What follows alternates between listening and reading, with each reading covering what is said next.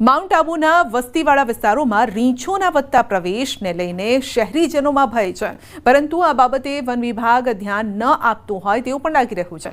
રીંછની વસ્તી વધવાની સમસ્યા પર એસડીએમએ એક બેઠક પણ બોલાવી, પરંતુ આ બેઠકમાં હાજરી આપવા માટે કોઈ જવાબદાર અધિકારી હાજર ન રહ્યો।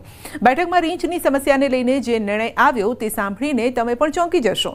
વન વિભાગના જણાવ્યા મુજબ જ્યાં વધુ રીંછ હોય ત્યાં મરચાનો પાવડર ફેલાવો તેવો નિર્ણય બેઠકમાં કરાયો। વડી બેઠકમાં જ્યારે એસડીએમએ વન વિભાગના હાજર વન અધિકારીને વસ્તીવાળા વિસ્તારોમાં ઘૂસતા રીંછોથી સુરક્ષિત રહેવા માટે પગલાં વિશે પૂછ્યું તો તેઓ ફક્ત એટલું જ કહી શક્યા કે અમારી પાસે પહેલાથી જ ઓછો સ્ટાફ છે। જો કે એસડીએમએ નિર્ણય કર્યો છે કે નગરપાલિકા અને વન વિભાગ સાથે મળી અને ટૂંક સમયમાં એક એસઓપી तैयार कराશે। एसओपी, अगर भालू मुझे अटैक करे तो मैं उससे आत्मरक्षा कैसे करूं?